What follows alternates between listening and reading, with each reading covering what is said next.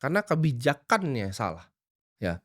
Ketika kebijakannya salah, itu terjadi yang namanya hyperinflasi. Kalau kalian nggak paham fundamental simpel bahwa ketika setiap kali apapun yang kalian lakukan di dunia ini uang itu dicetak, kita ngomong sandang, pangan, papan, itu selalu jadi lebih mahal. Lu akan terus ya jadi orang miskin seumur hidup.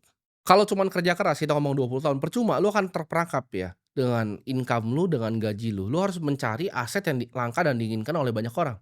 Ketika bahkan lu dokter yang punya tabungan 1 miliar, tahun depan ketika lu nggak ngapa-ngapain, uangnya ekspansi, 1 miliar lu akan jadi 900 juta. Uang lu itu akan selamanya bocor. Ini pun diketahui ya sama orang tua kita yang suka dulunya punya aktivitas untuk nabung emas. Mereka percaya hasil kerja kerasnya itu nggak mau didilusi lalu mereka nabung-nabung emas. Uang yang bagus itu memang punya kelangkaan dan durabilitas seperti emas gitu. Ternyata tapi setelah gua tarik benang merahnya, inflasi ini nggak ngerampok semua orang. Inflasi ini hanya merampok orang yang tidak mampu untuk main di dalam gamenya. Maksudnya apa? Ketika lu punya uang, lu bisa beli properti, misal lu jadi kos-kosan gitu kan properti lu. Ketika properti lu jadi kos-kosan, tanahnya itu apresiasi karena inflasi ya, bangunannya sih enggak, tanahnya tapi apresiasi karena inflasi, bangunannya lu perlu renovasi lagi. Tapi per kamarnya itu bisa lu sewakan ke orang-orang yang gajiannya bulanan. Ketika mereka gajiannya bulanan, sewanya itu ketika tahun depan lu bisa naikin gitu. Mereka yang kena inflasi, lu nggak kena inflasi, lu selamat dari inflasi malah uang lu bertambah. Dari penambahan uang itu hasil sewa kosnya, lu bisa beli kos-kosan yang kedua. Jadi itulah yang tidak adil gitu. Itu yang gue percaya tidak adil. Orang yang punya aset itu akan sangat diuntungkan dan orang yang tidak punya aset akan sangat dirugikan.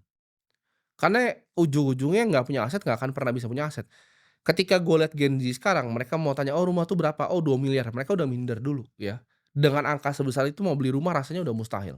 Orang kaya itu kalau kita analisa ya, kekayaannya kebanyakan keikat di bisnisnya, apalagi misalnya top 50 paling kaya.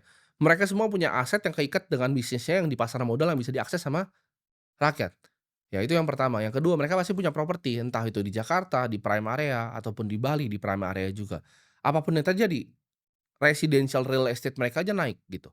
Dan biasanya mereka punya saham lain gitu, mereka punya alternatif investment, mereka invest di private equity, mereka invest di venture capital, mereka invest juga di crypto. Jadi ini akan jadi gelembung yang naik terus gitu.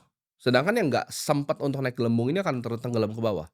Konsekuensi ini adalah kesenjangan sosial dan ketidakstabilan politik. Ini yang bikin semua anak muda marah kenapa orang tua jadiin rumah tuh sebagai sebuah investasi. Karena mereka bingung uangnya mau diapain, mereka nggak ngerti pengetahuan investasi yang lain.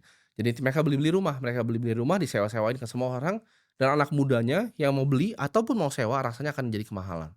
Nah, masyarakat yang desperate ini akan ngapain?